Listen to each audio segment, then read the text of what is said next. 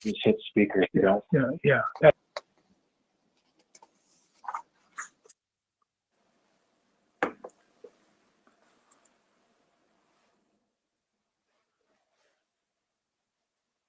Do they see us or no? No, we're not using screens, so no, you don't have to Great. turn on your camera. Okay, thank you. And here you got all dressed up for nothing. Well, I combed my hair. That's about it.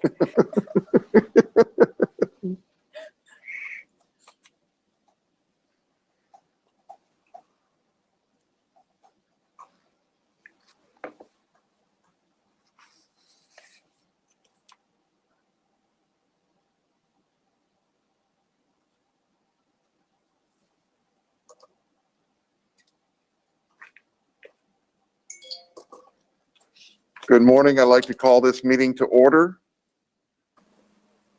The May meeting of the California Transportation Commission will now come to order. Doug Remedios will call the roll. Commissioner Alvarado, Yes, sir. Commissioner Burke, Here? Commissioner Dunn, Present? Commissioner Guardino, Present. Commissioner Inman, Here. Commissioner Kehoe, Here. Commissioner Liu, Here. Commissioner Norton, Present. Mr. Tavoloni. Here. Chair Van Kenenberg. Here. Well, Senator Bell. Councilmember Frazier. Chair, we have a quorum. thank you. Welcome, webinar participants. The CTT exists to make transportation planning, funding, and policy more understandable and accountable.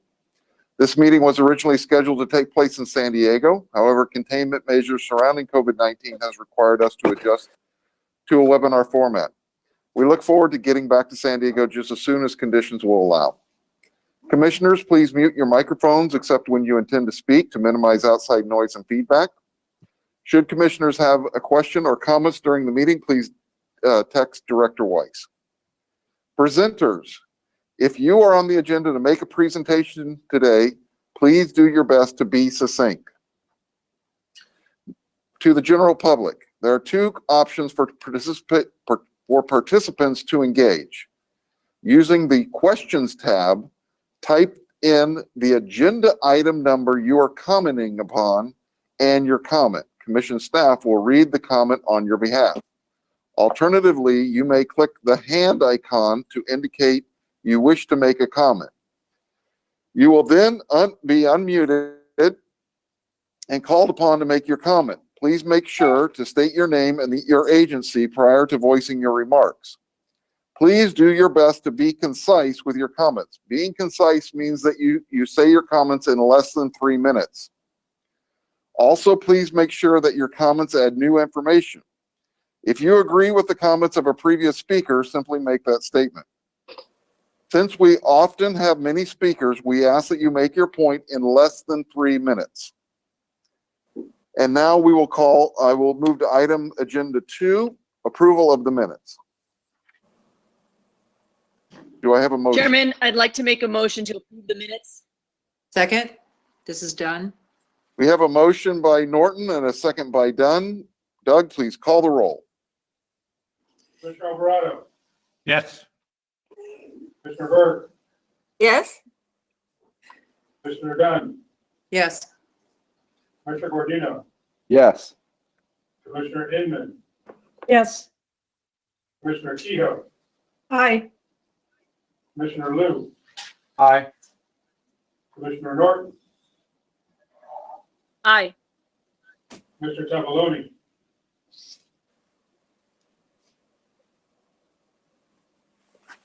Commissioner Tavoloni. Aye. Aye. Thank you. Chair Van Kenenberg. Yes, Commissioner the item passed. thank you. Now we will consider item 3, commissioner meetings for compensation. Do we have a motion? Move it. Second? There's been a motion by Tavoloni, a second by Burke. Doug, please call the roll. Commissioner Alvarado, Yes, sir. Commissioner Burke, Aye? Commissioner Dunn, Aye. Mr. Gardino, Aye. Commissioner Inman, Aye. Commissioner Kehoe, Aye. Commissioner Liu, Aye. Commissioner Norton, Aye. Commissioner Tomalloni, Aye. Chairman Knapper. Aye. Chair, the item is approved. Thank you. I will now turn the meeting over to to Executive Director Weiss. Good morning. I'd like to update you on several new hires at the commission. First, Tanisha Taylor has been appointed Chief Deputy Director. For the last 4 years, Tanisha has served as the Director of Sustainability for CalCog and as a Policy Advisor for the state's Regional Transportation Planning Agencies. Prior to her tenure at CalCog, Tanisha worked for 11 years at the San Joaquin Council of Governments.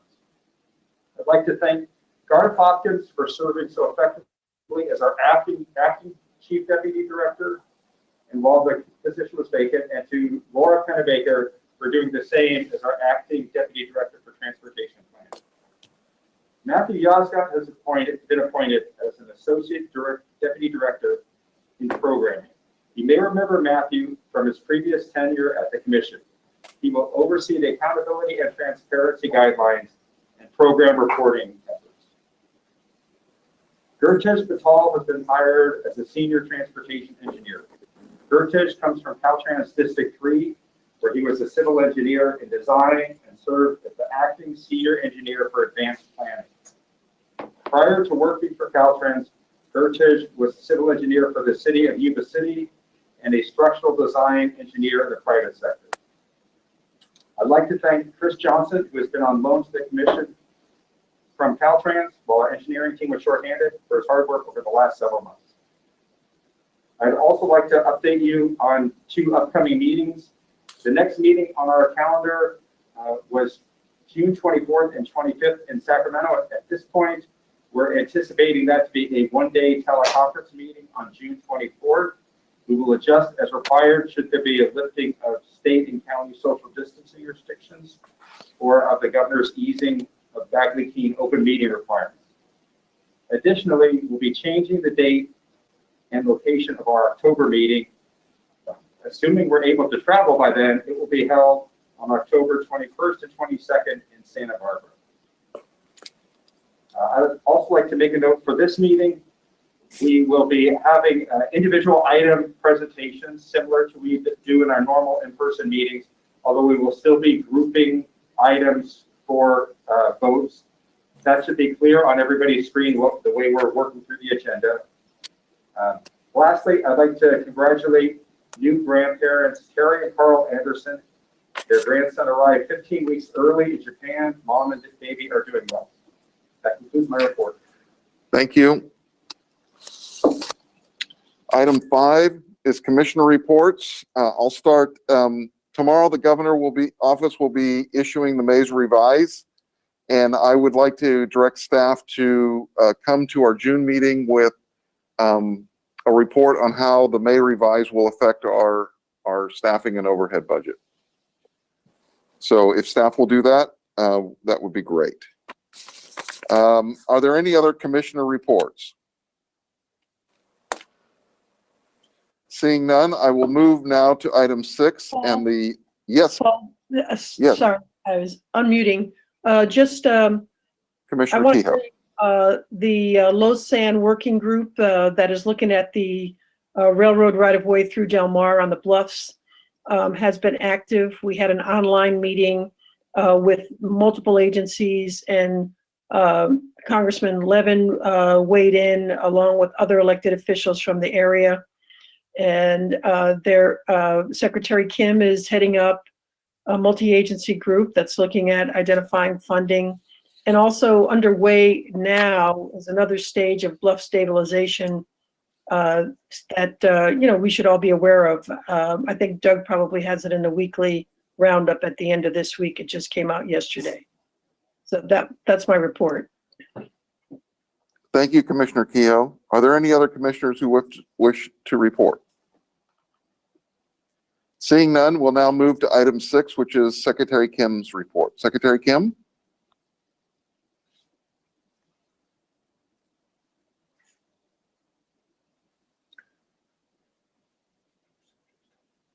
Hunt? Oh, hello. It's Alyssa Kano on behalf of Secretary Kim. Hi, Can you hear Alyssa. me? We can hear Hello. you. Hi. Okay, great. Great. Well, good morning, everyone. I wanted to provide a brief update on behalf of Secretary Kim. Hope everyone is doing well and staying safe. A few brief updates. One on CalSTA's Washington, D.C. engagement on COVID-19 stimulus and surface transportation reauthorization, and also our agency's efforts to envision and plan transportation operations in the age of COVID-19. To start, wanted to mention that last week, I think most of you are aware that the Department of Finance had released a fiscal update revealing that the state faces a $54.3 billion deficit due to COVID-19 and the economic fallout. This historic shortfall foretells statewide program reductions absent a significant infusion of federal funding. While we're still estimating the full extent of COVID-19's financial impact on the transportation sector, transportation will surely be affected. We've seen a 30 to 40% or more in some areas decrease in monthly passenger vehicle traffic. Clearly, this will impact gas tax and other transportation revenues. Through the American Association of State Highway and Transportation Officials, or AASHTO, we've been advocating that Congress provide immediate flexible funding relief to state transportation programs. AASHTO had requested that Congress provide $50 billion in flexible funding to offset what they will estimate will average at least a 30% loss in state transportation revenues in the next 18 months. Under this proposal, California would receive approximately $4.65 billion. Yesterday, there were some developments in Washington, and the House leadership released the text of the HEROES Act for a relief package. The HEROES Act provides $15 billion to state DOTs to mitigate the effects of the virus and includes funding for operational expenses. Based on the current apportionment formula, California would expect to receive approximately $1.4 billion. The House proposal also provides $15.75 billion to maintain basic transit services. But we should also keep in mind that a key priority in the HEROES Act is $875 billion in state and local fiscal relief to assist state and local governments with the fiscal impacts of the coronavirus. At the same time, CalSTA has remained laser focused on the long-term reauthorization of federal surface transportation programs, which must take place this year. In the last few weeks, CalSTA has had discussions with the governor's Washington, D.C. office, Speaker Pelosi staff, and key congressional committee staff to seek additional information on the status and timing of surface transportation reauthorization. Based on these discussions, we believe the House Transportation Committee is weeks away from introducing its surface transportation reauthorization bill. We are hopeful that a robust federal surface transportation reauthorization bill, which reflects the policies that we have championed here in California, will set the trajectory for long-term recovery. And we're optimistic that the House reauthorization bill will incorporate many of the priorities in the California Federal Surface Transportation Reauthorization Principles approved by the Commission. These priorities include incentivizing of zero-emission vehicle infrastructure, funding for transit and high-speed intercity passenger rail, and new programs to reduce greenhouse gas emissions and improve climate resiliency. So as we are planning for the future, CalSTA has taken an active role in envisioning and planning the future of transportation operations as part of the governor's 4-phase plan to modify the state stay-at-home order. The governor's plan acknowledges that without strong measures in place to prevent the spread of coronavirus, many Californians won't want to shop in stores, eat in restaurants, or travel. Successfully reopening California's economy means restoring full confidence in the safety of goods and services. At CalSTA, we've been particularly focused on rebuilding confidence in public transportation, where we've seen 65% or greater declines in statewide ridership.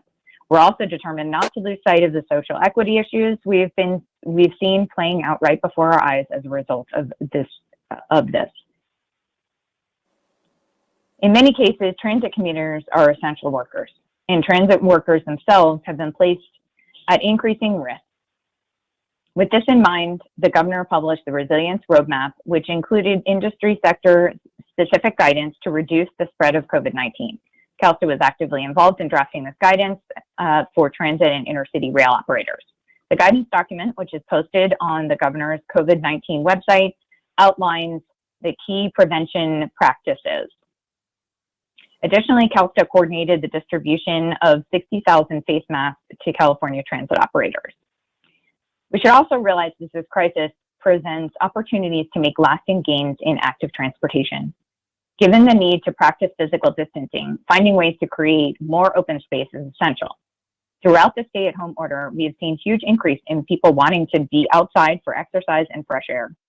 In response, cities like Oakland, San Francisco, and Alameda have taken steps to close certain streets to vehicular traffic, reprioritizing right-of-way for cyclists and pedestrians to encourage socially distant physical activity through Slow Streets programs.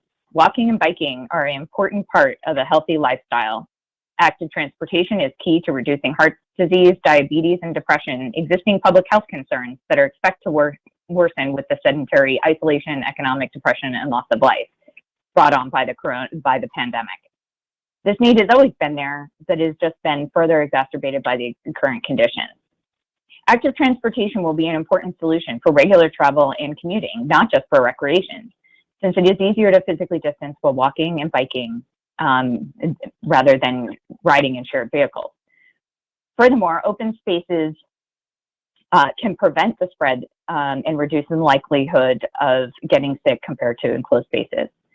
The current pandemic makes abundantly clear the importance of active transportation in advancing transportation options and the infrastructure that promotes greater health, sustainable, and equity. We should all be looking for opportunities on how we can meet this current moment to provide for the active transportation needs of Californians, while also leveraging the short-term momentum into long-term changes.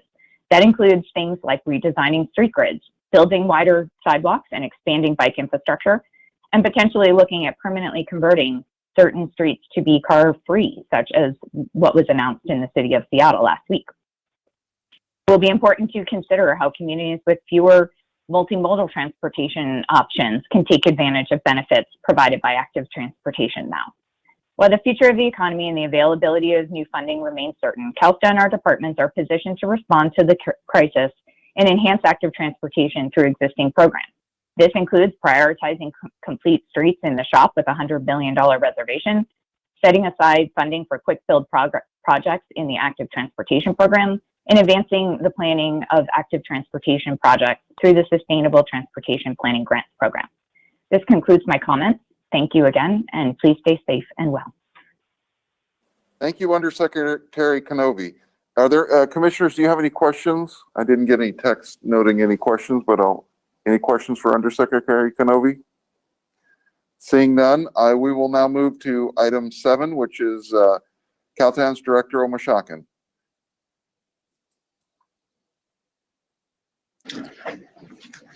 Thank you, Chairman. Can you hear me pretty well, clearly? I can hear you. I can hear you well. Thank you. A very good morning to you, and a good morning to everybody participating in the CTC meeting today. So if I can, I want to start off with just recognizing the fact that our industry, the transportation industry, has been on the front lines of the crisis that we've all been struggling through over the last 3 months.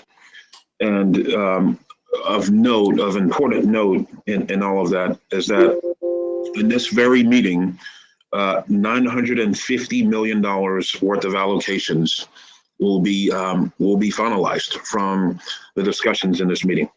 And that relates to nearly 11,000 jobs, approximately 11,000 jobs also being created as a part of this. So nearly $1 billion and 11,000 jobs being sort of outlined and discussed and hopefully finalized in this meeting's agenda. So a major kudos to everyone working in this space, to the CTC staff, to the commissioners, to CalSTA, the CalSTA team, to the Caltrans team that's been working on transportation issues and challenges despite the pandemic, and of course to our local partners and stakeholders as well at the regional level, county and local level. Thank you for all the work that you've been doing to get us to a place like this, even today, still getting this much done, even in such a very tough time. So thank you very much. So next, I want to take a moment to highlight someone from our Caltrans maintenance team. Oftentimes, Caltrans is not looked at, as first responders, as we have challenges that we face throughout our community. But our workers are often out there doing just that. They're being first responders and they're acting heroically. I want to share just one quick example of that, of someone from our staff who saved a life recently.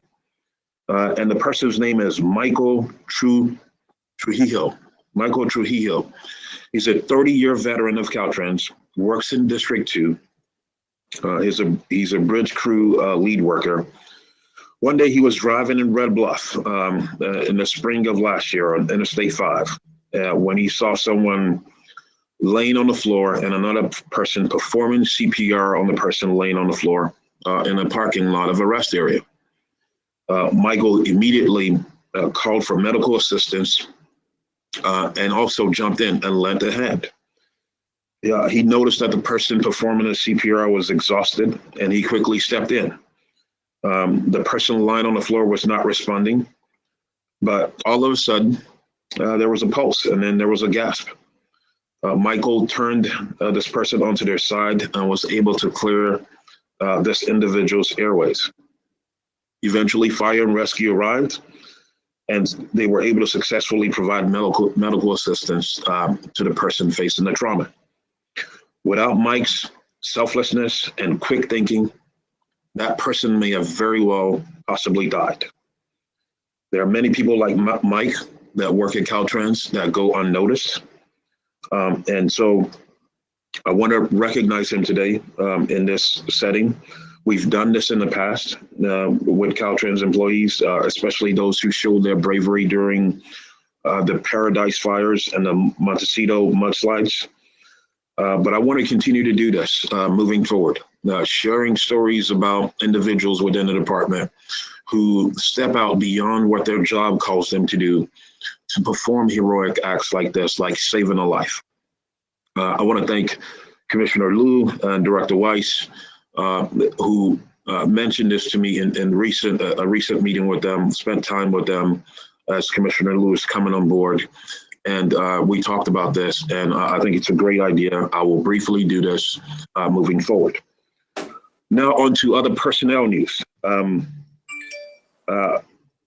We've made 3 new changes in leadership responsibilities within the department, and I'll try to get through these important changes very quickly. Number one, I have appointed Ryan Dermody as the new district director in District 9. Ryan began his career in District 9 in 2001, nearly 20 years ago. He's served as the deputy district director for planning and environment since 2013, for the last 7 years. In the spring of 2019 of last year, Ryan held an acting assignment as the division chief of transportation planning here in Sacramento. He has a bachelor's and a master's degree from Oregon State University and a certificate in project management from California State University. So welcome to Ryan as the new District 9 director. Ryan replaces Brent Green, who recently retired after 30 years working for the state of California. He had a diverse and valuable experience in a wide variety of managerial responsibilities throughout Caltrans at both the district and headquarters level. I want to thank Brent for his years of excellent service, not only at Caltrans, but to the state of California overall.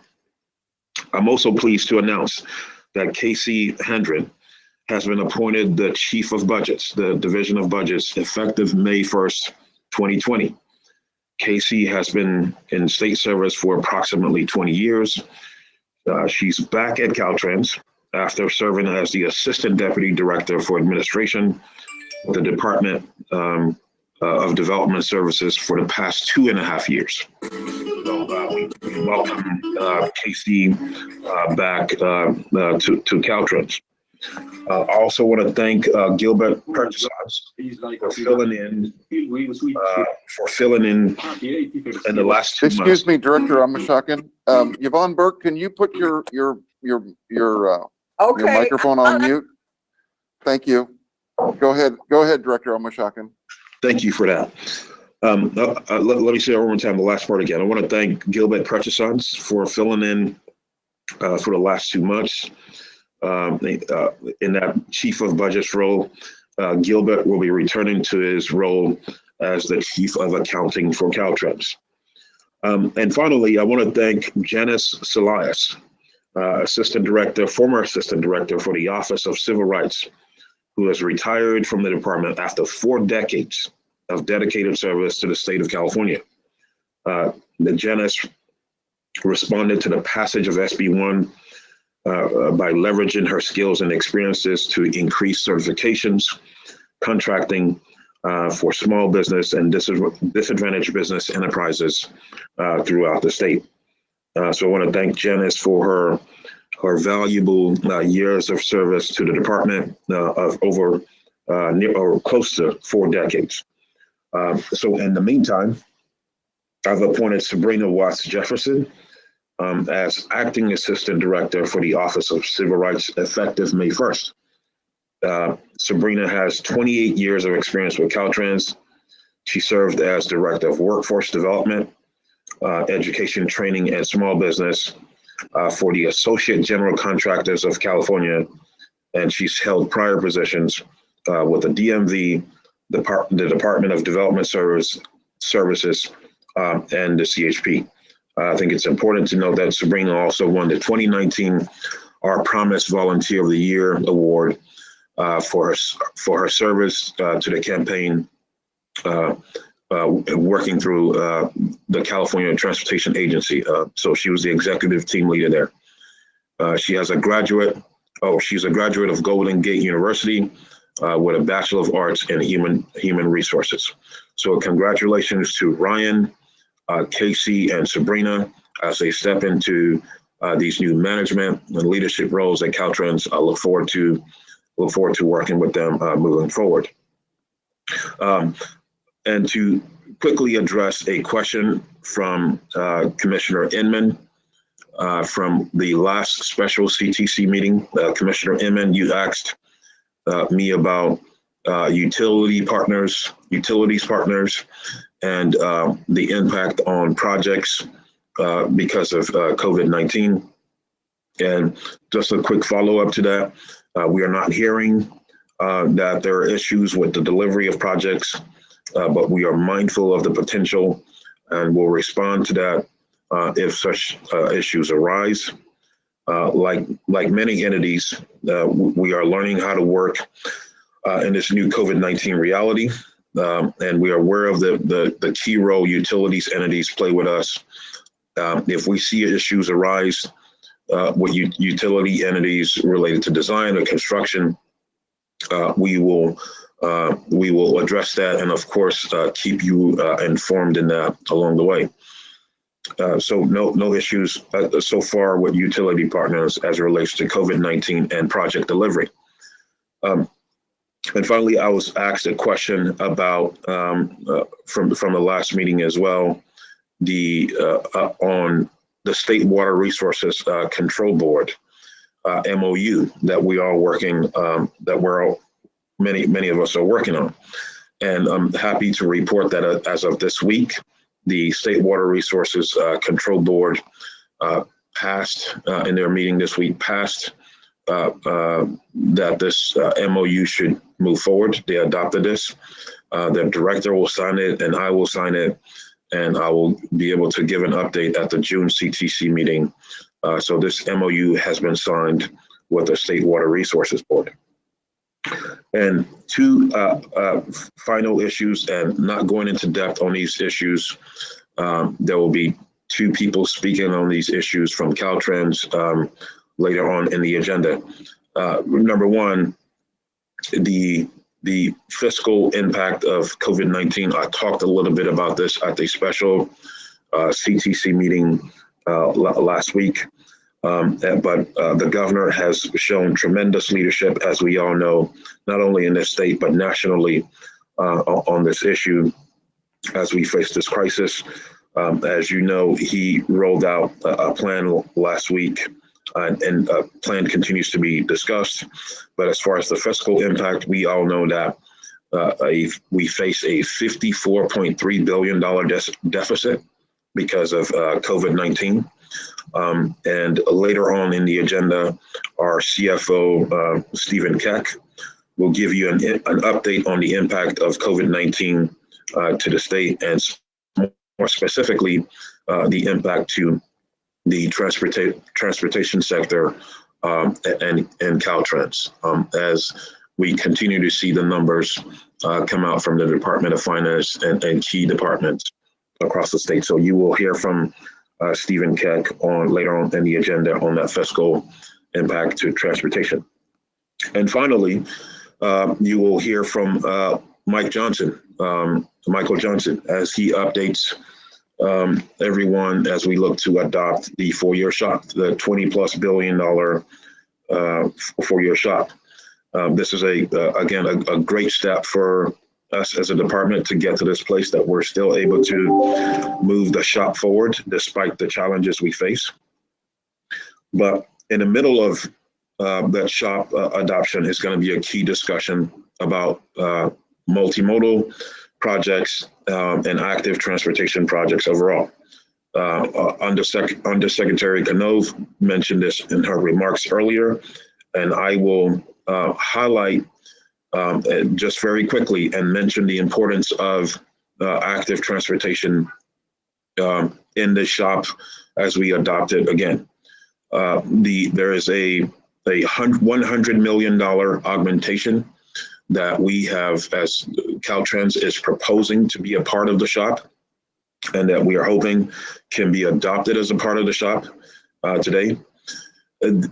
More than ever, our leadership on active transportation is needed in this state. We see the impacts of COVID-19, the fact that people are moving away from modes like transit and looking to walk and bike more, or possibly even drive more. I personally believe transit will be back, and transit will be more successful than ever. It will rebound, it will recover, especially as we find a way to address the health challenge that we face. As we solve that, transit will be back and more successful than ever. But a key part of transit being successful and transportation being successful overall is active transportation. We know that there are millions of people in the state who either don't drive because they don't have a car, because they can't afford it, or they choose not to. This mode of transportation is key. It's going to continue to be key to us being able to be successful in achieving our goals for the environment and climate, the economic goals we want to achieve, and even health goals that we want to achieve as a state. So this item, this $100 million augmentation that is on the books as a part of the SHOP, let's make sure we show our leadership as a transportation group, as a transportation body, and get it passed today. And I look forward to the discussions that we will have on this item later on in the agenda. So, Mr. Chairman, thank you for the time to allow Caltrans to share some quick thoughts on where we are today on this meeting agenda. Thank you very much. Thank you, Director Omashakin. Commissioner Inman has a question for you, or a follow-up. Commissioner Inman. Thanks, Chair. Tokes, great to hear your voice again. And thank you for the follow-up with our utility partners. I'm thinking of lessons learned from CV19. Clearly, our connectivity is more important than ever. So I think as we look at our communication partners as part of that utility, if there's some way for us to make sure that we double back with them so we don't have them coming back right behind us wanting to put something else in. So just, I think looking at what we've learned from CV19, clearly our connectivity needs are great. And especially as we move to perhaps more telecommuting. But thank you for following up with that, and let us know if we can help with any of that. On the MOU for the water, does that apply to our partners as well? Where we have, sometimes we'll have a lead agency will be other than Caltrans when it's actually one of our projects. So are they engaged in the MOU? And I don't know if we need to be trained with that. So I think that's my question for you. And I'll answer that as far as I know, Commissioner Inman. And let me just say quickly on the utilities issue, completely agree with you, and I'm sure our staff does as well, about making sure that there's good coordination there, that we don't, complete a project and they double back onto something we've recently done and have to tear things up and cause us to have to sort of do double work. So agree with you on that, and we'll continue to monitor that. On the Water Resources Board MOU, I know we've engaged other parties and stakeholders, but I do not know for sure. I do not believe that they're a party to the MOU signing, and I can confirm that. I'll make sure we work through Director Weiss and communicate, and you as well, and communicate that. But I know we've done stakeholder engagement and involved other NGOs and government entities in this MOU, but I do not believe that they're a party to the signature to signing the MOU. And I will try to get that signed as soon as possible, since they passed it this week. As soon as it gets to my office, I'm going to sign off on the MOU, and I will confirm your question. Okay, thank you. Because when it was early on, and probably predates you joining us, but the question was, it could be the same exact road, but depending on who has the lead. So just if our staff could be helpful in those discussions, I'm excited that we got that MOU finished and look forward to you getting it all signed. Thank you. Thank you, Commissioner. Commissioner Dunn, you had a question or a comment for Director Omashakin? Thank you, Mr. Chair. Yes, Director. I think, like the rest of the state, we're all, quote, all of the above people, and we do recognize, because I actually heard this from the Federal Highway Administrator herself.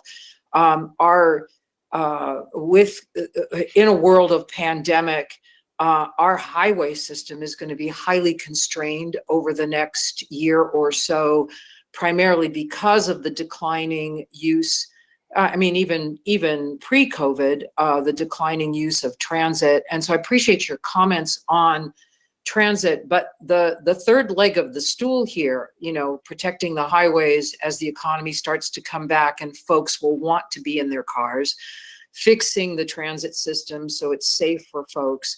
But I would love to hear your comments on what teams are being put together to explore incentivizing and really pumping up the volume on all of us getting used to telework as not only a way to reduce greenhouse gases and effectively meet our climate change goals, but as a third leg of the stool for the economy. And so it would seem to me a lost opportunity that we're not really focusing on telework opportunities now through our state leaders. Could you chat a little bit about that?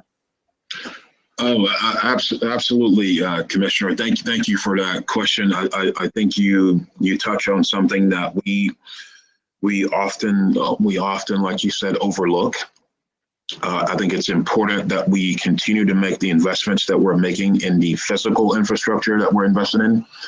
But let's not lose sight, like you were saying, let's not lose sight of this other angle, if you will, or this other approach to still being productive in society. And that's how, in our industry, we call it TDM, Transportation Demand Management. How to manage transportation by allowing people to have flexible schedules, by using things like van pools and other means of getting work done without actually having to go to another physical location. And so here's what's happened at Caltrans, just briefly off the top of my head. We went from an agency that had less than 5% of its staff that was teleworking to within 2 weeks having nearly 85% of its staff that could teleworking. So from a few hundred to 11,000 people working from home. That doesn't happen, very easily. A lot of people stepped up within our department. Our management staff stepped up to get things like VPN access, secure VPN access available. Order new computers, order iPads. Cell phones to allow people to be in remote places. But look, it is one of the sort of forgotten tools or approaches that we can use to address the demand on our transportation system. And we can't forget that. And we, as in the governmental bodies, we, state government, need to take the lead on this. We're 21,000 people at Caltrans, but there are over 200,000 people that work in state government in California. That's a big employee pool base that can start having a different approach to addressing traffic concerns and environment and climate concerns. So I completely agree with you.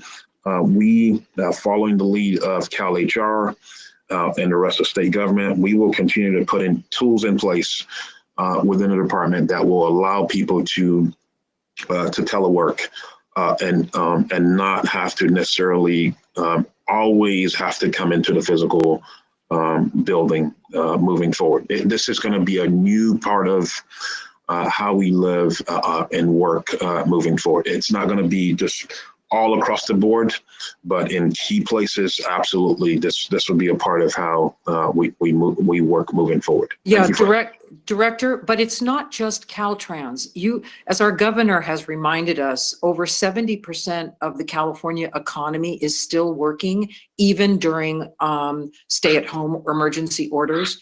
It is the entire state of California that is going through an amazing real-time experiment in cleaner air, in less congested roads. And so I know that our agencies, we like to spend money on building out the physical environment, including more transit. But I volunteer myself, if you will pull a committee together to start literally studying this as an opportunity for all of us to think about a third leg of the stool here,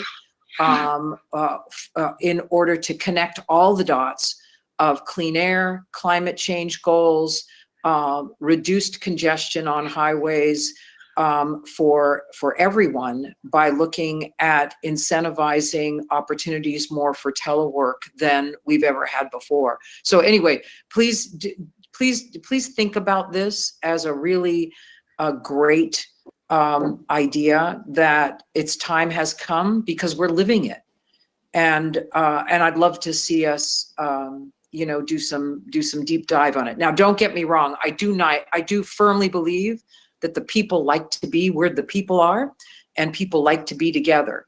But even 1 day a week of telework might have some significant benefits for our entire system and make it more efficient and more clean. So just some thoughts, and I'll stop talking now. But I offer myself as a volunteer because I really think this has opportunities for the state. Commissioner, I couldn't agree with you more. And I will follow up with you on this, but it's important that state government sort of lead the way and be the example. And I think the private sector will continue to follow suit as well. But thank you for that question. It's a very important point that you make in all of this. So thank you. Thank you. Commissioner Liu, you had a question or a comment? Yes, thank you, Mr. Chairman. And I'm just going to add to Commissioner Dunn's point on telecommuting.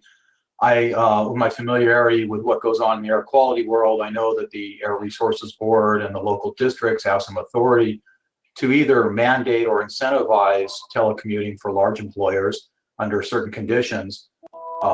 And to the extent that we can help out and that the director can help out, I think it would be very beneficial to start assessing what the benefits are in terms of reduced congestion, meaning less traffic impact, therefore less air pollution resulting from congestion and less greenhouse gas emissions resulting from congestion. Perhaps the director and his staff can help figure out what those benefits are at different levels of telecommuting, and also what the benefits are in terms of less road wear and less repairs if we have fewer people using the roads, and what the savings are.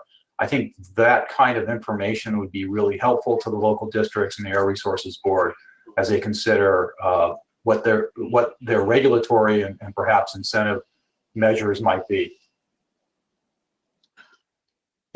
Commissioner Lewin, as you piggyback off of Commissioner Dunn's comments there, again, we agree with you. I agree with you here at Caltrans, and we'll look into this particular angle that you've added here, of just sort of trying to quantify the benefits of teleworking more, and what's been the impact on on roadway maintenance and the environment in general. So we'll take a look at this and see if that's something that we can use to promote this, promote teleworking moving forward. So we'll look into that. Completely agree with you that, again, this is something that we need to embrace, especially in the appropriate responsibilities within not only the department, but in other places across the state. But we have that responsibility for Caltrans, and we'll show some leadership here. So thank you, Commissioner Liu. Okay, thank you. And once again, thank you, Mike Trejo, for being a great employee of Caltrans and for your servant heart and serving the state of California. Now we'll move to item 8, which would be FHWA California Division Administrator Vincent Mamano. But first, I'd like to have a short time of thoughts and prayers for his wife, who's had to be stuck in the house with him for 62 days. So, okay, with that out of the way. My wife appreciates that. You're beautiful like that. Yeah. I will share her thoughts and concerns. It's very kind of you. Yeah. I have those same thoughts and concerns, so I'm glad others are praying. I hope everybody's safe. So thanks for the opportunity to present today. Just a few things. The infra grant program, so those applications closed back in February 25th. We're going through the process of evaluating those right now.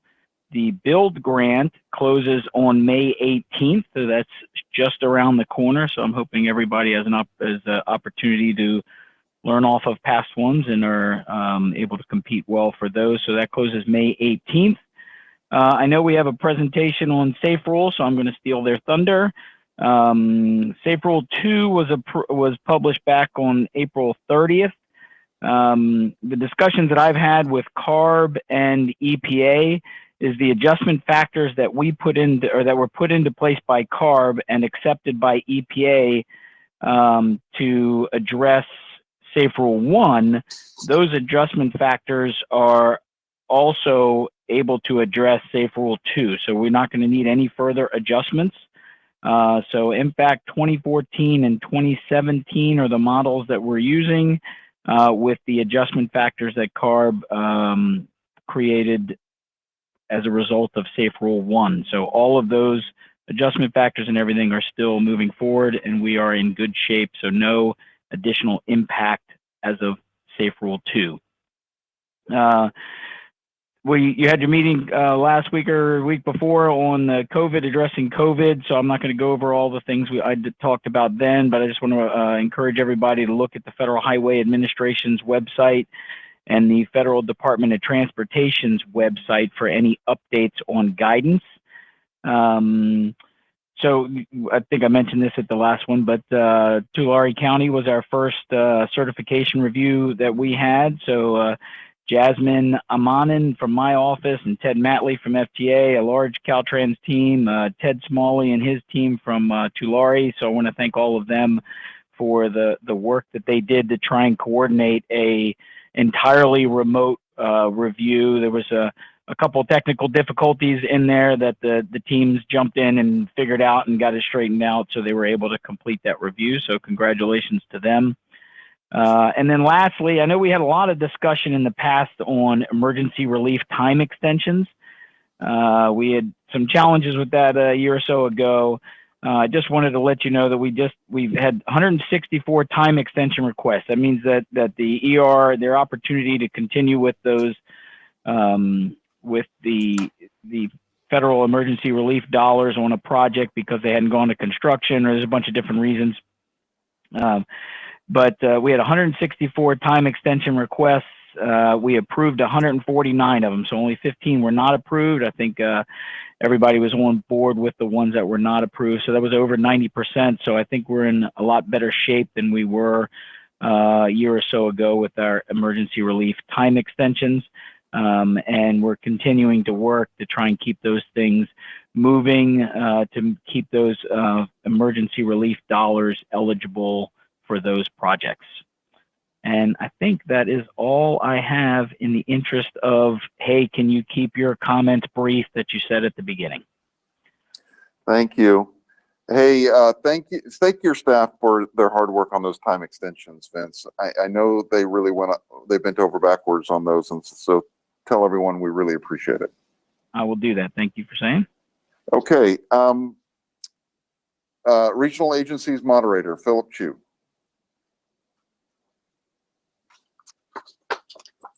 Well, good morning, Commissioner.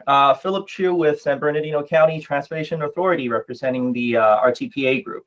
So there is a silver lining to a remote meeting, right? Without a video feed, we can actually all be in our pajamas. The RTPA group met yesterday via Zoom conference and discussed various topics. And before I go into that, I would like to congratulate Tanisha Taylor for joining the CTC. We enjoyed working with you in the past at CalCog, and we look forward working with you in your new role at the CTC.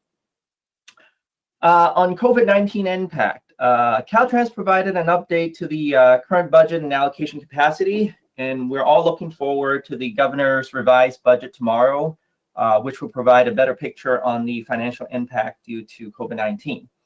The group also shared information regarding various impacts on COVID-19, including a presentation from FTA on the CARES Act. The RTPA is also happy to hear the positive outcome of the Safe Vehicle Rule Part 2. As Vincent mentioned, the RTPA and MPO will be moving forward using the MFAC 2014 and 2017 models. The RTPA are working on preparing SB1 applications, project applications, and we thank the CTC on revising the SB1 schedule, extending the application deadline while keeping the program adoption dates. This will ensure that we keep projects moving forward to help job creations and the economy. The group also discussed the proposed 2020 shop and supports the proposed 2020 shop. The group also recommends Caltrans to provide more funding in the shop for complete streets projects in the future. The RTPA group strongly supports the interim timely use of funds guidelines and appreciates the flexibility it provides. We'll continue to work through the various challenges we're facing to ensure project delivery, as we understand that we need these projects to move forward to help stimulate our economy during this time. I would like to thank Dawn, Teresa, and her team on working on this with the RTPA group on the guidelines. In conclusion, I would like to thank all the CTC, Caltrans, FHWA staff for working diligently with all the regionals and local agency, as well as all our other stakeholders, to overcome the various challenges that we're facing during this pandemic. We appreciate everyone going the extra miles, and I wish everyone good health, and together we'll get through this difficult time. And that concludes my presentation, and I'll take any questions. Thank you, Philip. I don't see that I have any questions for you, so I'm going to move to the next item, which is the Regional Counties Task Force Chair, Woodrow. Good morning, Commissioners, Chair Von Konynenberg, staff, and others. This is Woodrow Deloria with the El Dorado County Transportation Commission and the Rural Counties Task Force. The 26 rural counties wish you all well and hope you're staying safe and healthy. And first of all, on behalf of the Rural Counties Task Force, I'd like to congratulate Tanisha Taylor on her new role with the CTC. Tanisha's depth and breadth of knowledge has been a great asset to all of our rural agencies for many years, and we're now really excited to have her and the rest of the CTC staff working with Mr. Weiss steering that CTC ship during these uncharted times. As I'm sure you're aware, some of the rural counties are now beginning to advance their progress toward reopening commerce and activities. That does include some of the rural transportation agencies, and we're all keeping a very close watch on how that goes. As Philip said, the CTC staff has been very helpful to all of our rural partners throughout the crisis, which has been much appreciated. They've had great coordination and outreach with our members, and we're really supportive of several of the staff recommendations being made today. First and foremost, the interim timely use of funds policy will certainly provide some much needed relief to many of the rural agencies who face significant challenges with project delivery. Due to the crisis, many of the rural agencies have only 1 or 2 staff members who have to wear many hats, ranging from managing DOTs to transit to environmental services to waste management and many other functions. So this timely use of funds interim policy will really allow for those agencies to continue to focus on immediate crisis response while ensuring that funding for critical projects is not lost or in jeopardy of being lost. Never is this more important than in this moment when we really need to invest in our local rural economies. One issue that I mentioned at the last commission meeting, the special commission meeting, was the upcoming SB 740 implementation deadline. And as I mentioned at the last meeting, many rural agencies will not likely be able to establish EMT thresholds or methodologies to meet their requirements by that July 1st deadline as it's laid out in the CEQA guidelines. Because the deadline is included in the guidelines, the CEQA guidelines, it would likely take a very long time, as in probably a year or more, to complete the very formal process of amending those guidelines. And unless I'm mistaken, it appears that OPR isn't planning to extend that July 1st implementation deadline for local agencies. So short of some sort of variance or amendment to that CEQA guidance, many of the rural agencies would ask that OPR technical advisory recommendation be followed, which allows for those rural agencies to establish VMT thresholds on a case-by-case basis, rather than that county-wide percentage target. On top of all of the crisis response and project delivery, it's also the time of the year when we're all developing our overall work programs and budgets. And as with many of the agencies across the state today, it's proving challenging for many of us, as we truly do not yet know what the impacts will be to our local and regional sales tax revenue, which really is the main source of revenue for many of our operations of transportation planning agencies. So therefore, many of the agencies, the rural agencies, will be reaching out to the CTC and others to really help understand these impacts and accurately plan for the upcoming fiscal year or two. Continuing the efforts such as that being presented under tab 15 today will certainly help our rural agencies better understand that reality and what we'll be facing. The RCTF will be meeting this Friday to discuss a number of issues and topics, and I'll be happy to report back to your commission at the next meeting what the outcome of our Friday meeting is. And that concludes my report. I'd be happy to answer any questions. I currently don't see any questions for Woodrow Deloria, so thank you. And we'll now move to Keith Dunn with the Self-Help Counties Coalition.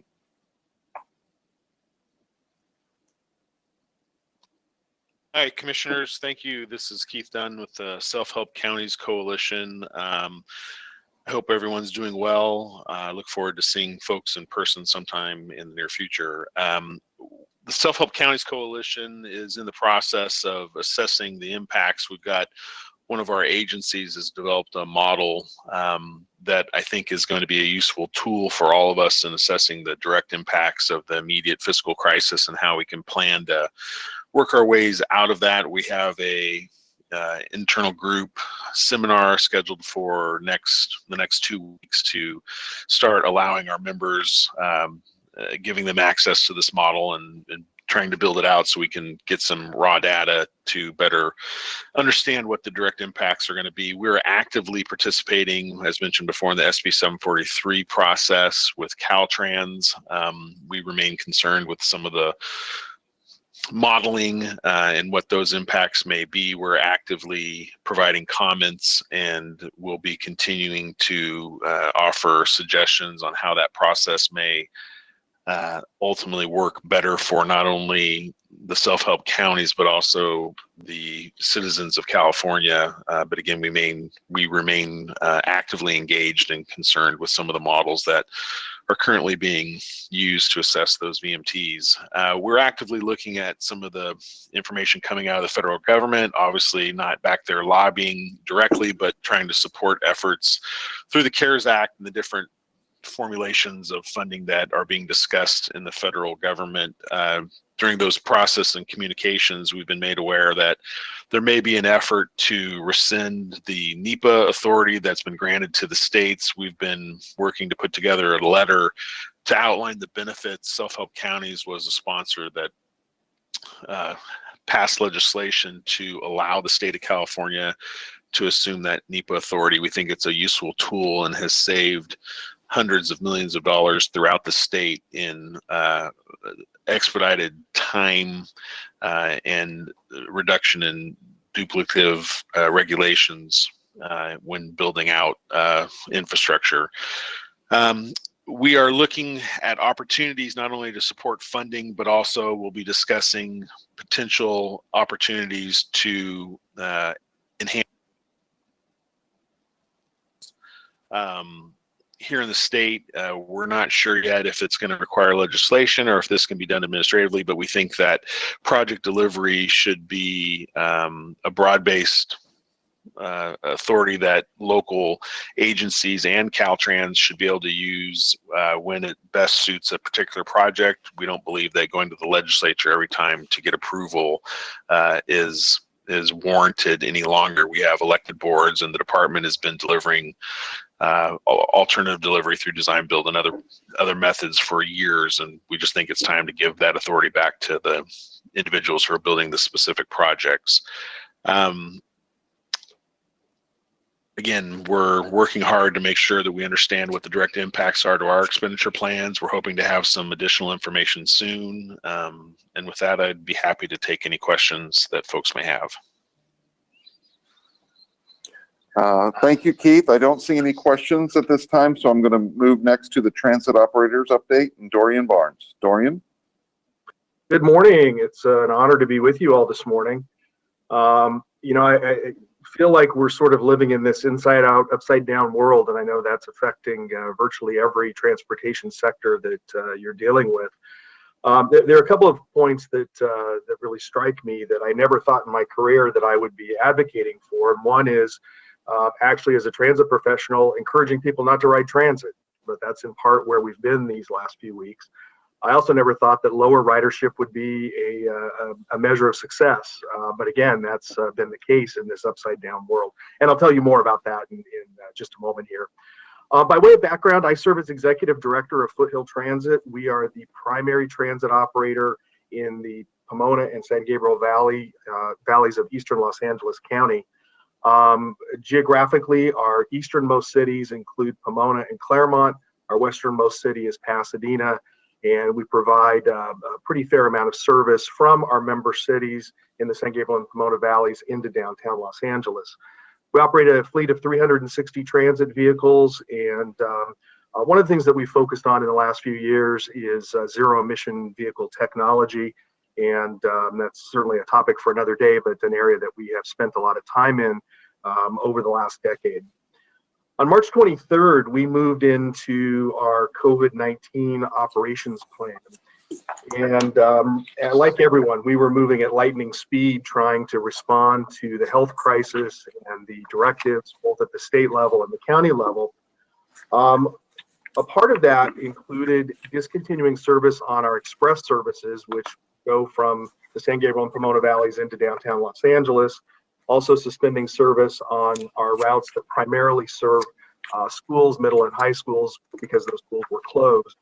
And from a service standpoint, those are the kinds of jobs and kinds of roles that we really anticipated people would not be using our services because they would be working from home as part of the Safer at Home initiative. Overall, it's been about a 20% reduction in service, and contrast that with an almost a little over 60% reduction in ridership. And on the surface, that might not make sense. Why only reduce service 20% if ridership is down 60%? But what we've done here very quickly is had to rethink about our mission and our role in the community. And we've really shifted from being what has traditionally been a mass transit provider, where we're trying to get as many people to use our service as we possibly can. And we've quickly pivoted to becoming an essential transit provider, getting folks to those essential things that they need to reach in order to move forward. And if you think about that, I'm sure we've all faced the situation where you've been at the grocery store, your favorite retailer, looking at that empty shelf where there's no toilet paper, there's no paper towels, the shelves haven't been stocked. Well, the person that might be stocking those shelves potentially is using public transit to get to that job, to stock those shelves so that we can all live and do the things that we need to do. Similarly, the person who might be cleaning that hospital room and making sure that it's sanitized for the people that need those services, transit may be the only way they can get to that particular service. So really focusing on how do we get people to those essential jobs, to those essential roles. Could also be the person who their only way to access the grocery store is using public transit. So our focus has been on providing essential service. It's also been very much driven by a focus on safety. And so the reason that we've maintained our full schedule of service and maintained way more hours than what you would think based on demand is so that we can provide social distancing on board our coaches. So where the goal used to be to try to get as many of those 40 seats filled on a bus as we possibly could, here in the last few weeks, our target has been to have no more than 10. And the 10 is somewhat arbitrary, but it's driven by the health professionals who recommended that no more than 10 people be in one space at one time. Our thinking has evolved a little bit on that, but again, you can see there's been a dramatic shift in terms of how we're using our vehicles, how we're providing our services. Again, safety has been a key for us. The goal is to have fewer people on board to provide social distancing. We've also moved to rear door boarding so that there is more distance between our frontline coach operator and the customers that we're carrying. We do require face coverings for everyone riding with us. And we've embarked upon a much more intensive and enhanced cleaning protocol for our buses and for our facilities. Again, trying to do everything that we can to maintain our services, but do it in the safest way possible, again, for the general community and for our operators. Now, certainly our operators are on the front line in delivering this service, and we're very grateful for the essential service that they're providing in terms of providing mobility throughout the community. Again, for our operators, we've tried to lean in incredibly hard to protect them to the greatest extent possible. Our operators are required to wear face coverings. We've provided hand sanitizer. We've provided face shields for operators who choose to wear those face shields as an added level of protection. Rear door boarding has minimized direct contact between the riders and our coach operators. We've also installed some temporary barriers as a further added level of protection, and we've ordered permanent barriers, again, as a way to further protect our coach operators. So frontline protection has really been a key for us. Part of the rear door boarding, and one of the challenges with rear door boarding, is essentially we've had to suspend the enforcement of fare collection. So that's an added revenue impact for us. But again, prioritizing safety as our number one priority. I'm almost nervous to say it out loud, but knock on wood, so far we've had only one coach operator who has tested positive out of an operator group that numbers almost 700. We're certainly hopeful that those kind of numbers continue to hold. As we look to look forward, the CARES Act has provided some critical funding for us, and we are hoping that we'll be able to operate our same number of hours and miles in the upcoming fiscal year that we are operating in the current fiscal year. From that standpoint, that allows us again to continue to serve the community. But as we shift and as we transition into this coexist phase, our board has adopted a maximum load on board the transit coaches of 15. Now compare that to what we had 8 or 9 weeks ago, where a maximum load on a transit bus was close to 50. There's big capacity issues and capacity constraints in the short run that we're going to be dealing with. And so we're really working through trying to balance our capacity to deliver service with the demands in the community. And in part, that will evolve over time, and we'll have to continue to adjust and adapt as we move forward. But it's certainly an entirely different day in how we're managing the system in the short run. As we look to the future, I'm certainly grateful and interested in the thoughts about how we try to find the silver lining in this crisis in terms of how we move through the community, the various roles of transportation modes. We look to the day when we can have larger loads and carry more people on our vehicles, but also to an evolution of how we work and how we travel. As a side note, our administrative team, which totals about 50 employees, like so many, we transitioned from being a 100% work at the office environment to a 100% work from home environment almost overnight. Looking beyond the COVID-19 emergency, we're planning to have a scenario where we're going to roughly balance our administrative employee group so that they're 50% telework, 50% work in the office in terms of the entire group. And I hope that other folks that have learned how to telework and how to take advantage of technology and different ways to do things will continue to do that, because that has a tremendous impact on air quality, a tremendous impact in terms of reducing congestion and ultimately higher quality of life. So certainly lots to figure out. Our experience is just one of many transit operators' experiences. Each operator has its own unique challenges, its own operating profile, its own financial situation.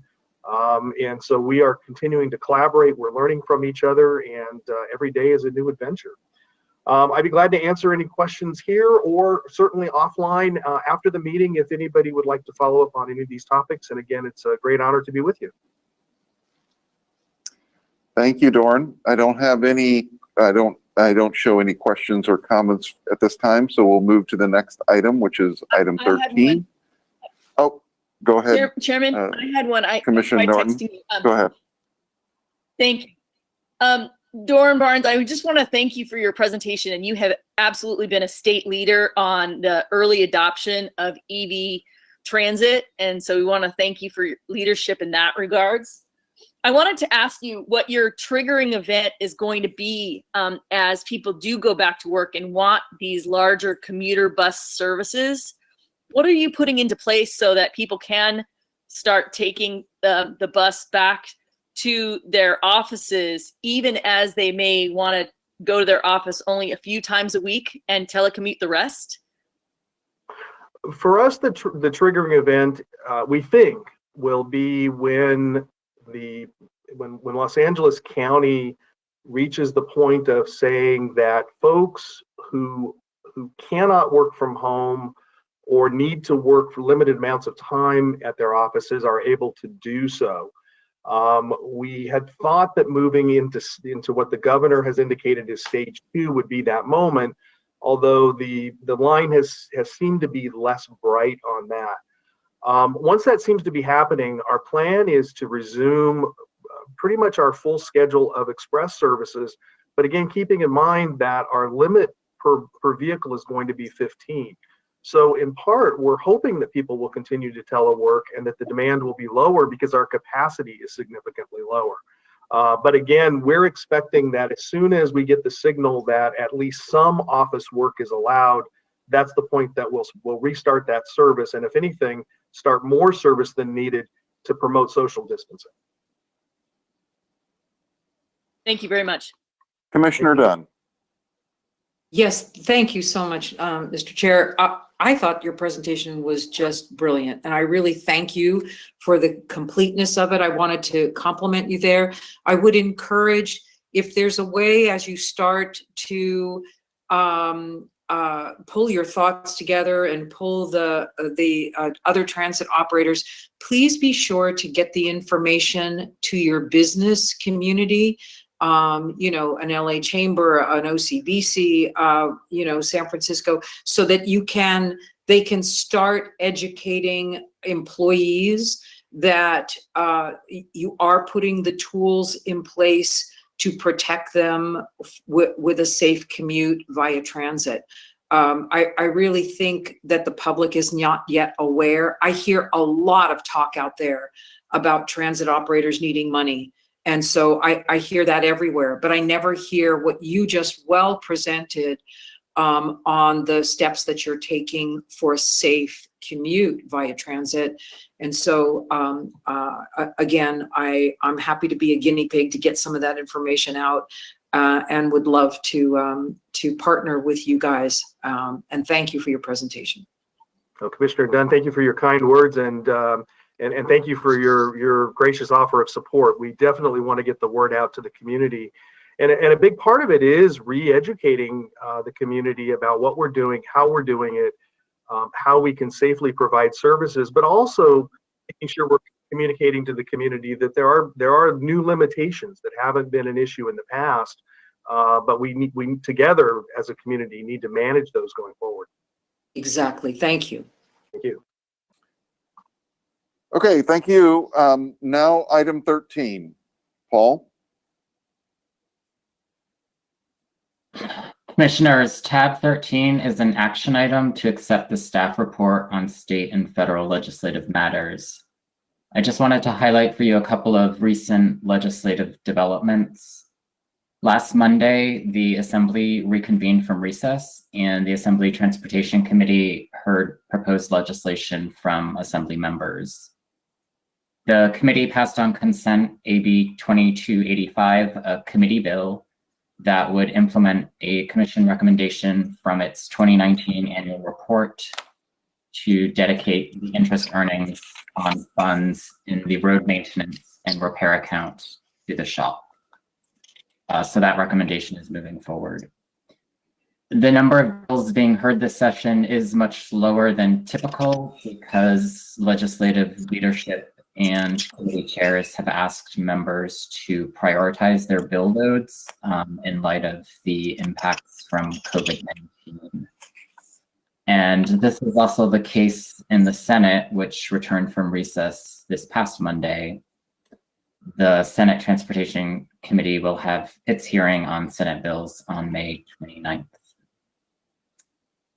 And regarding federal matters, Undersecretary Canova already summarized in her report the transportation funding included in the HEROES Act that was introduced yesterday, and the status of the reauthorization legislation. So I won't go over those details again, but staff are monitoring those bills closely. And that concludes my report. Staff recommends approval of this item. Thank you. I'll now consider a motion. This is Commissioner Alvarado. I'd like to make a motion to accept staff recommendation. This is Commissioner Guardino. I would second Commissioner Alvarado's motion. We have a motion by Alvarado and a second by Guardino. Are there any comments from the public? And seeing no comments by the commission, I'll have Doug call the roll. Commissioner Alvarado, Yes. Commissioner Burke, Aye. Commissioner Dunn, Aye. Commissioner Gordino, Aye. Commissioner Inman, Aye. Commissioner Kehoe, Aye. Commissioner Liu, Aye. Commissioner Norton. Aye. Commissioner Tavoloni, Aye. Chairman Kneisenberg. Aye. Chair, the item is approved. Thank you. Item 14, budget and allocation capacity. Stephen Keck and Paul. Commissioners, tab 14 is an information item on budget and allocation capacity. As you likely heard last Thursday, the governor announced the state would be facing a $54 billion deficit. This deficit number is for the state general fund. It doesn't pertain to transportation revenues, which are special funds. The full details of special fund revenues will be released tomorrow as part of the governor's May revision, but Stephen Keck will be providing some high-level information for us today. And with that, I will turn it over to Stephen. Thank you, Paul. I'll do a sound check. Is everybody able to hear me okay? Yes, we can hear you. Yes. Thank you, Paul. So I wanted to give this budget and allocation capacity update myself today because we're going to be talking about some pretty serious impacts related to COVID-19 crisis a little bit later on in my presentation. But before we do, I'd like to talk about the normal parts of this book item, starting with the next slide, please, which is the allocation capacity usage so far this fiscal year. Through March, which is the third quarter, we've allocated about 55% of $7.1 billion in allocation capacity. The SHOP, the STIP, and the solutions for congested corridors are all about on track with their usage through the third quarter. And where we are seeing the largest remaining balances are in the TIRCP program and in the Trade Corridor Enhancement Program, with about $1 billion and $650 million yet unallocated, respectively. I will note, as Director Amashkian did, that we have almost $1 billion up for allocation in the agenda today. So that's almost a third of the remaining capacity for consideration today as part of the CTC business. As is usual, June is usually quite a heavy month for allocations. So we expect to see much of this capacity, if not, well, certainly all of it in some of the programs and almost all of it in the rest of the programs to be allocated within the fiscal year. You can go on to the next slide, please. It's also time for the quarterly update of the G12 status.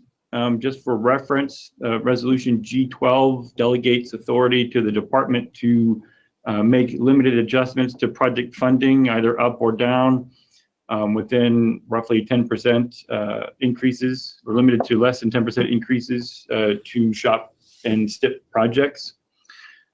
Through the first three quarters, we've used the G12 authority about 310 times on STIP and SHOP projects, resulting in a net savings in SHOP of $233 million and a fairly minor net increase in STIP of $4.8 million for a total of $228 million in G12 savings through the third quarter of this year.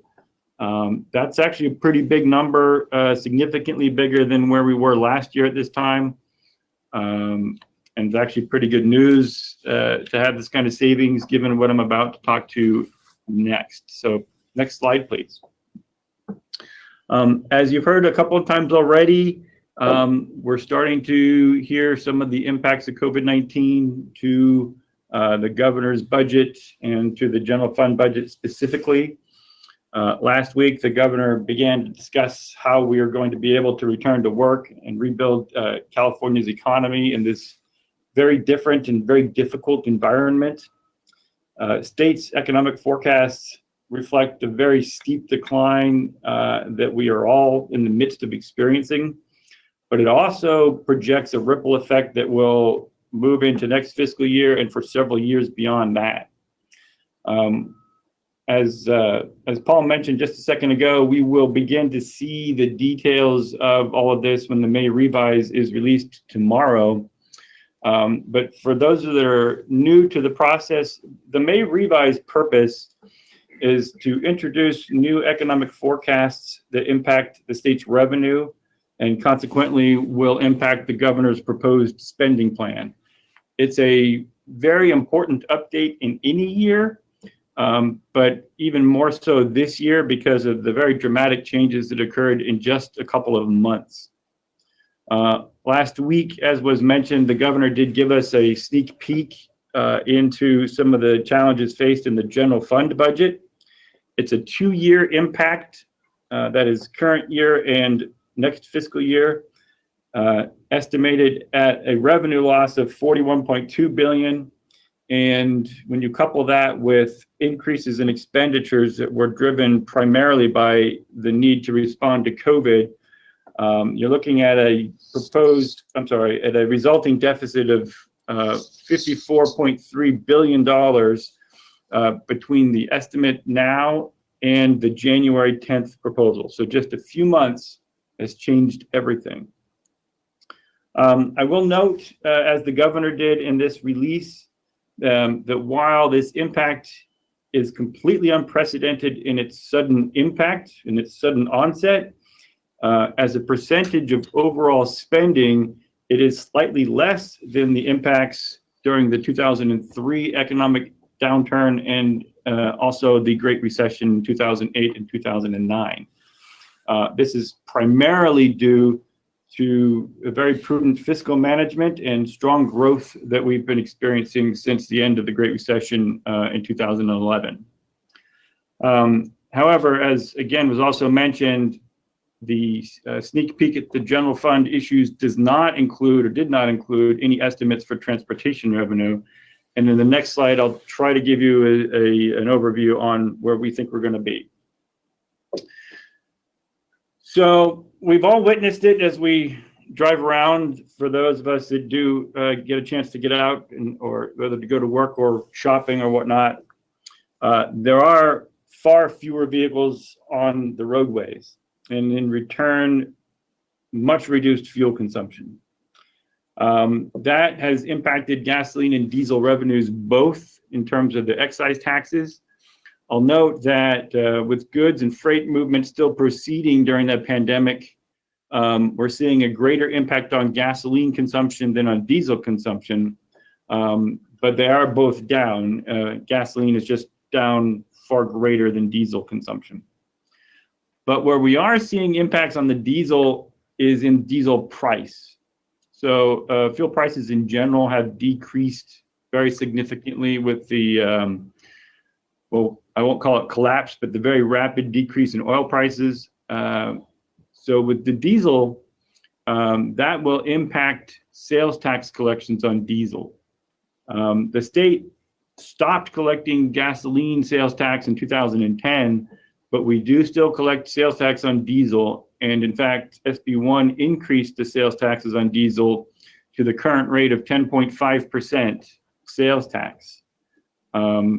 That's a significant amount. It's, and as far as I'm aware, the highest sales tax on any commodity other than the luxury taxes. These sales taxes are pretty important because they are the primary fund source for state transit assistance, state rail assistance, and for the public transportation account in general, which supports planning efforts of the department and the intercity rail system. So we are seeing impacts to diesel through the sales tax revenue. And of course, I have a plug-in for us. We're watching this very closely, of course. We are following daily the forecasts and updates, and we're keeping an eye on all of our allocations, monitoring our cash balances, ensuring that we are in a healthy state. And I'll talk a little bit more on that a little later. And now for the big news, although I'm sure you've been looking at the number. Currently, as far as we have estimated, we are looking at a transportation revenue reduction of approximately $1.5 billion over 2 years. And I do apologize, the slide says 4 years, but the estimate of $1.5 billion is over 2 years, and that's the current fiscal year and the next fiscal year. When I'm talking about 1.5 billion, we're talking about all the transportation revenue collected by the state. That includes revenue that goes to the department, to Caltrans, to some other state departments, to local agencies, and in the case of weight fees that are collected to the general fund of the state. So it does not, that $1.5 billion number does not include locally generated taxes that are retained at the local level for transportation purposes, but it does include every state collected tax related to transportation. For the May revise, it'll be released tomorrow. We're going to learn more details about, oh goodness, thank you for whomever changed that slide on the fly. That's very good. Thank you for public record. But tomorrow when the May revise is revised, we will see how each recipient will be affected. In other words, what the timing of the revenue losses will be between fiscal years. We'll see a longer outlook than just the 2 years. We'll see exactly how that's distributed amongst the different transportation funds. But because the timing of this is the day after the commission meeting, what we are going to do is prepare an analysis of the data and share with commission staff so that you commissioners do not have to wait until June to hear us talk about what the impacts are to transportation. We won't have all of the impacts, but we can certainly provide an analysis of how the revenues are coming in when we send a letter out to you all in the coming weeks, so we don't have to wait till June. On the next slide, talk about a few positive factors that we have going for us as we move into this. There's no doubt that the impacts I just talked about are very significant. It will have an impact to transportation. But I will be remiss if I don't also talk about what we have going for us as we enter this. We currently have healthy cash balances in all of our major transportation accounts, the state highway account, the public transportation account, and the road maintenance and rehabilitation account. All of those are in an excellent financial position at the start of this crisis. As I already talked about, we're seeing significant savings in at least the SHOP projects and have saved $225 million already this year through March. We can expect to see a very competitive bidding environment. In fact, the G12 savings might reflect that we're already starting to see some of that competitive bid environment. I'll note that during the Great Recession, the department's indexing of bid prices saw a decrease of 20% or more in bid prices during the economic downturn of the Great Recession. And that was over a few years starting in 2009. Revenues prior or through March, so prior to the COVID crisis going in full swing, state highway account revenues were coming in 3% above forecast, and road maintenance and rehabilitation account revenues were coming in 4% above forecast. So we were looking at a very prosperous year until this started, and that puts us in an excellent starting position. The Undersecretary also did a very good job of talking about the potential for potential federal stimulus packages, so I'm not going to talk about those. But as we, the states, proved very well with the American Recovery and Reinvestment Act in 2009, transportation infrastructure investment is a proven facilitator of economic growth. So we stand ready to utilize federal stimulus, and that will help to fill in the gap that we're projecting. The important part about this, and the reason I've been stressing our financial position, is that what this leads to is the realization or the understanding that Caltrans, we don't anticipate the need to immediately halt projects or delay projects. To be clear, there will be impacts felt from this. This is a significant revenue loss, but the impacts will ultimately be midterm and long-term impacts. We have a great starting position.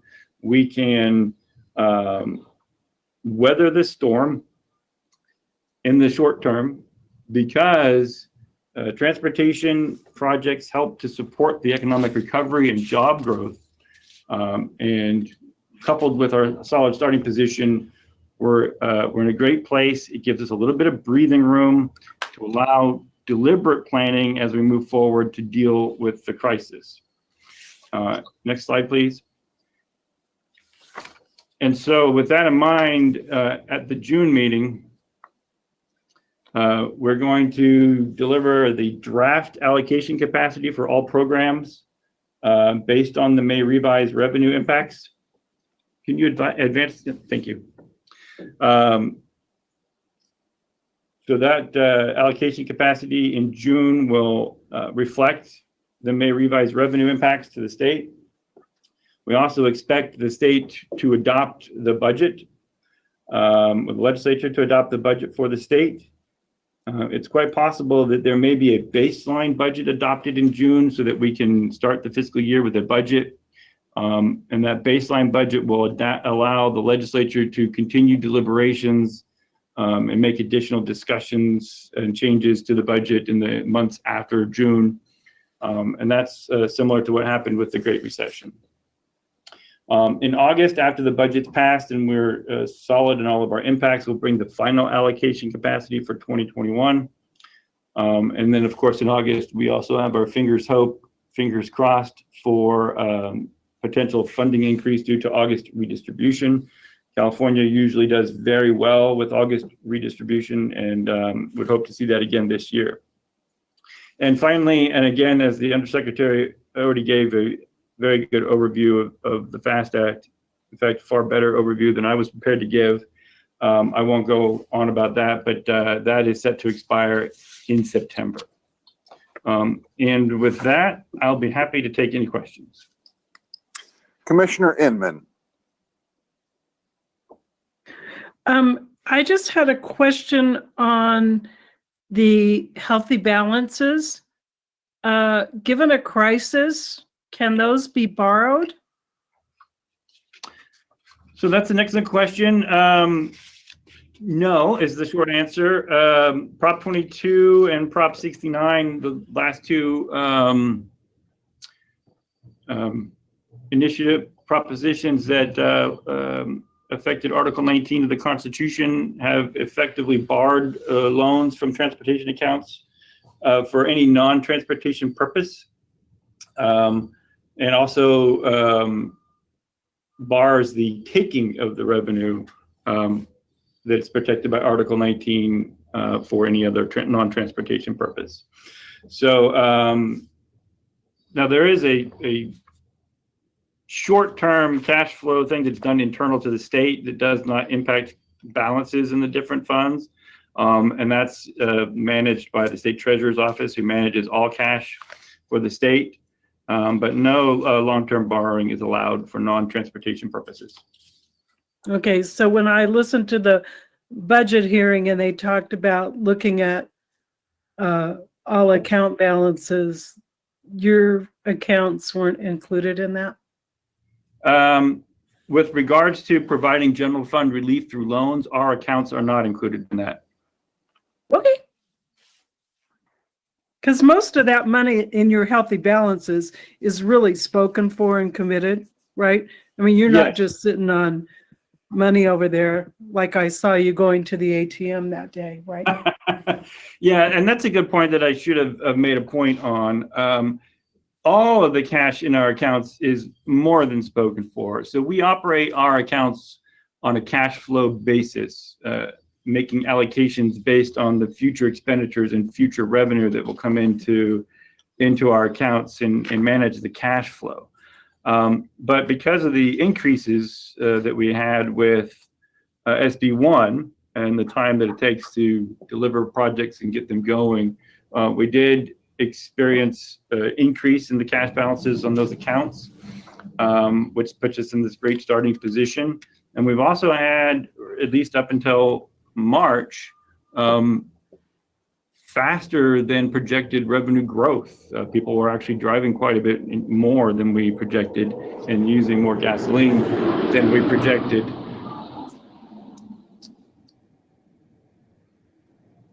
I don't know what that noise We just was. had a flyover. That was the flyover. The National Guard is doing a flyover salute to the for nurses and doctors and first responders, and they just went over the building where we're at. So thank you. That was quite startling.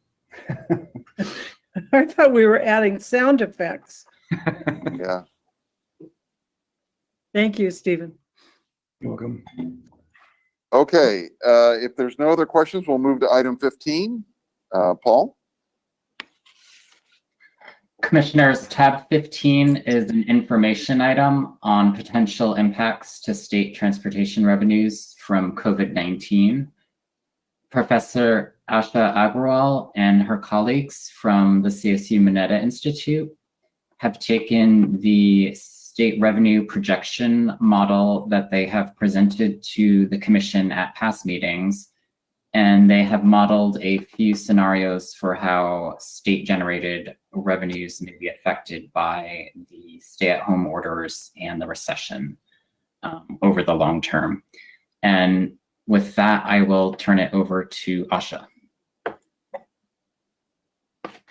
Hello, thank you very much for the opportunity to return to the Commission to share some updated findings using the revenue model that we've presented before. So, and I should say this was a very quick turnaround, and in our feverish haste, the slides we sent on Friday, which are in the public documents, have a couple of inaccuracies. So I'm presenting the correct ones today, but for the record, hopefully that can later be amended.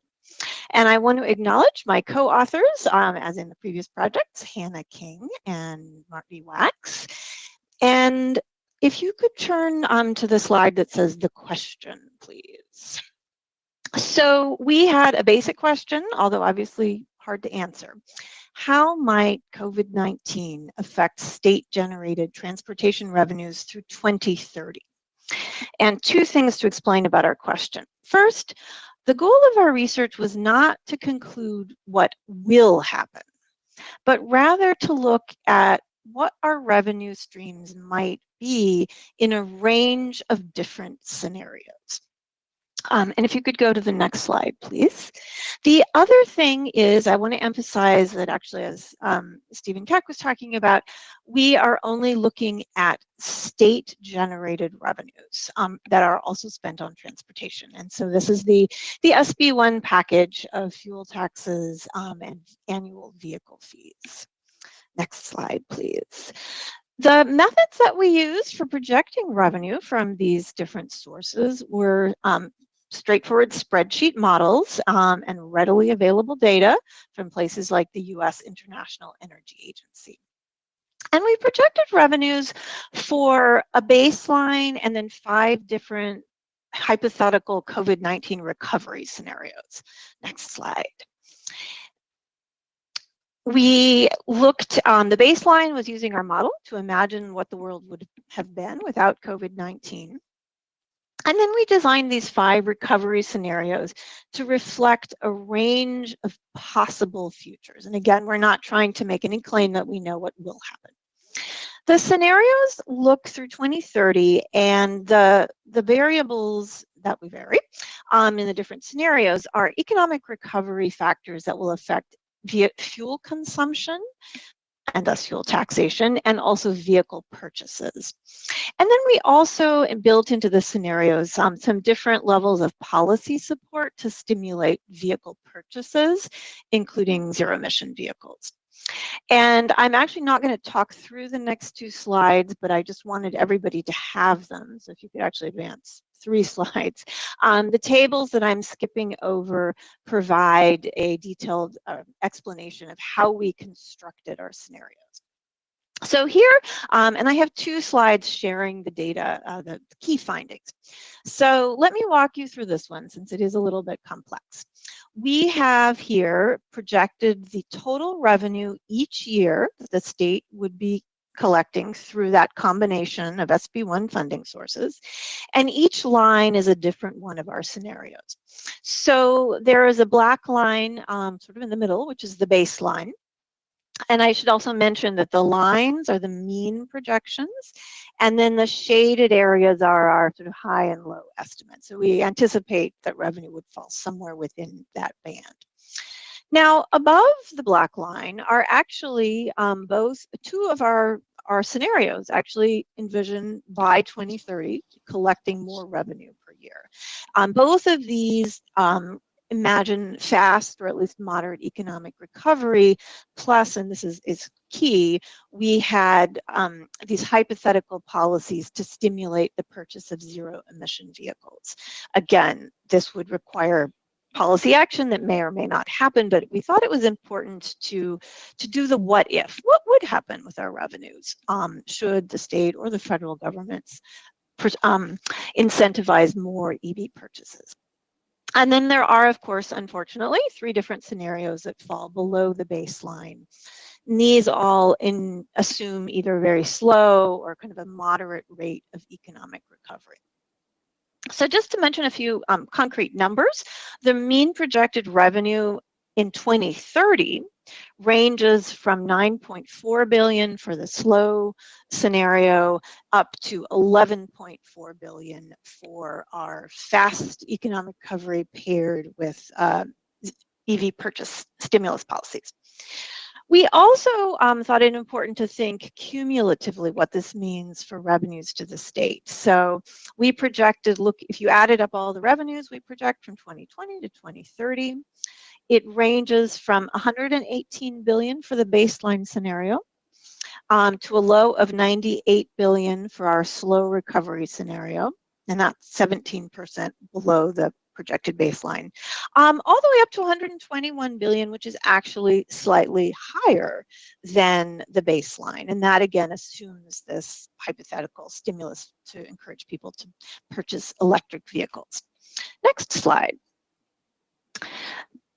And I'm about to wrap up here, but again, you can look at this more later. This is looking for each year. What is the composition of revenues? Where are they coming from? And 2 key takeaways is that gasoline taxes, which are the light blue section, continues to generate the clear majority of revenues in all the scenarios over all years. And then secondly, that the 2 scenarios in the bottom right that include a ZEB stimulus policy, again hypothetical, you'll see that both the RIF and the TIF do generate noticeably more revenue. And that's what explains the overall higher numbers in the previous slide from those scenarios that included the vehicle purchase stimulus. So with that, let me just advance to the next slide. In the interest of time, I won't cover it, but that's some of our key findings. And then the next slide is just, if you want to learn more, we have our reports online, and for all of them, we also have the spreadsheets used to generate our results, and so people could play around with them with different assumptions and such. And with that, I thank you again for the opportunity to share this work. Thank you, Doctor. Are there any questions for Dr. Agrawal? Seeing none, we will move to our next item, which is item 16. Teresa. Commissioners, item 16 is an action item. This item is a request to adopt an interim timely use of funds policy for all programs under the Commission's purview, with the exception to the SHOP. The SHOP will be addressed under a separate tab.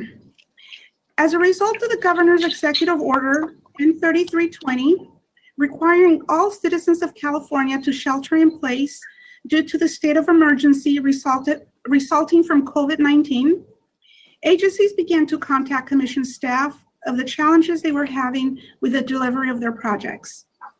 To mitigate the impacts of the pandemic and the executive order, staff developed the proposed interim timely use of funds policy.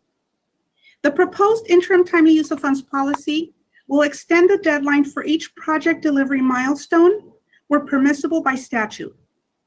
It also allows for previously approved time extensions to be amended and allow additional time for agencies to complete each project milestone. On April 8th, 2020, staff held a virtual workshop with over 300 participants to gather input on the proposed interim policy and hear their concerns.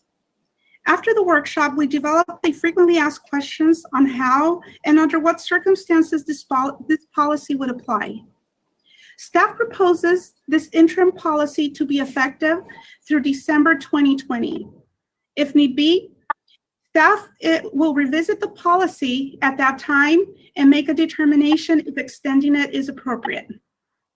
Subsequent to the Commission book getting published, we made a minor change to the policy. This change is reflected in the replacement of Attachment A in your book item that was sent to you as the yellow on Friday. The change is to allow projects that have an approved 20-month time extension that expires in February 2021, this instead of December 2020, to request additional time if more time is needed because of COVID-19. Staff recommends you approve the 2020 interim timely use of funds policy. Thank you. I'll now entertain a motion. So moved, Mr. Chair. And this is Joe Liu. I will second. I have a motion by Commissioner Inman and a second by Commissioner Liu. Do we have any public comments or questions? All right, I will have staff.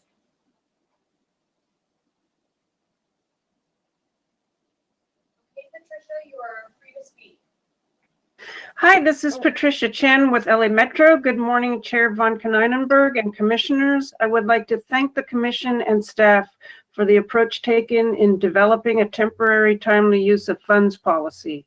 You've endeavored to include every possible situation a project sponsor may face in addressing the impacts of COVID on timely project delivery. Thank you for your much appreciated efforts on this policy. Thank you, Patricia. Do we have any other public comment? And I see no commissioner comments, so at this time, I'll have Doug call the roll. Commissioner Alvarado, Yes. Commissioner Burke, Commissioner Burke, Aye. Commissioner Dunn, Aye. Commissioner Gordino, Aye. Commissioner Inman, Aye. Commissioner Kehoe, Aye. Commissioner Liu, Aye. Commissioner Norton, Aye. Commissioner Tavaloni, Aye. Chairman Kneisenberg. Aye. Chair, the item is approved. Thank you. All right, we'll go to item 17, and Grandma Anderson will lead us through this one. Thank you, Commissioner. Commissioners, item number 17 is an action item to adopt an use of funds policy for SHOP projects that might delivery impacts due to the COVID-19 pandemic. If approved, this policy would be effective immediately and expire December 31st, 2020.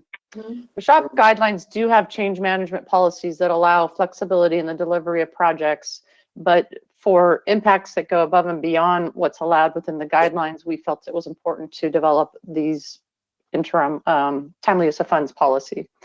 So we also had a public workshop to garner input from stakeholders. And so we do have buy-in from Caltrans on the policies that we're presenting in front of you today, and staff recommends commission approval. This is Kehoe, so moved. Thank you. Do I have a second? Commissioner Norton, second. I have a motion by Commissioner Kehoe and a second by Commissioner Norton. Are there any comments from the public? And I see no comments from the commission. Doug, please call the roll. Commissioner Alvarado, Yes. Commissioner Burke, Aye. Commissioner Dunn, Aye. Commissioner Gordino, Aye. Commissioner Inman, Aye. Commissioner Kehoe, Aye. Commissioner Liu, Aye. Commissioner Norton, Aye. Commissioner Tavaloni, Aye. Chairman Kneisenberg. Aye. Chair, the item is approved. Thank you. Item 18, John Prey. Hi, Commissioners. Item 18 is an action item for the Proposition 1B Local Bridge Seismic Retrofit Program, proposing to extend the deadline for delivering executed project delivery agreements to Caltrans and to the Commission from March 31st, 2020 to August 31st, 2020. In October 2019, the Commission adopted updated local bridge seismic retrofit account guidelines requiring all projects that had not moved to the construction phase by December 31st, 2019 to enter into an executed project delivery agreement. These project delivery agreements, which were introduced to help promote project delivery, are required to be adopted by the governing board responsible for approval of projects for the local agency and to be delivered to Caltrans and the commission by March 31st, 2020. As a result of impacts caused by COVID-19, many agencies have been unable to provide executed agreements by the deadline. So the commission staff hosted a webinar for the impacted agencies on May 5th to gather input on the need for additional time. There were 13 attendees at the webinar, and while it sounds like many of the outstanding agreements are making progress towards completion, there was strong support for the extended deadline. So staff believes this extended deadline is reasonable for all parties and recommends approval of this item. And additionally, staff recommends that agencies who fail to submit an executed project delivery agreement by August 31st should be required to come to a subsequent commission meeting and explain the reason for the delay. Thank you. Do I have a motion on this item? Yes, Dunn moves staff recommendation. Tabellone, second. I have a motion by Dunn and a second by Tabellone. Are there any comments from the public? Seeing none, and I see no comments from the commission. Doug, please call the roll. Commissioner Alvarado, Yes. Commissioner Burke, Aye. Commissioner Dunn, Aye. Commissioner Gardino, Aye. Commissioner Inman, Aye. Commissioner Kehoe, Kehoe is aye. thank you. Commissioner Liu, Aye. Commissioner Norton, Aye. Commissioner Tabellone, Aye. Chairman Kneinberg. Aye. Chair, the item is approved. Thank you. At this time, we're going to have a 3-minute bio break.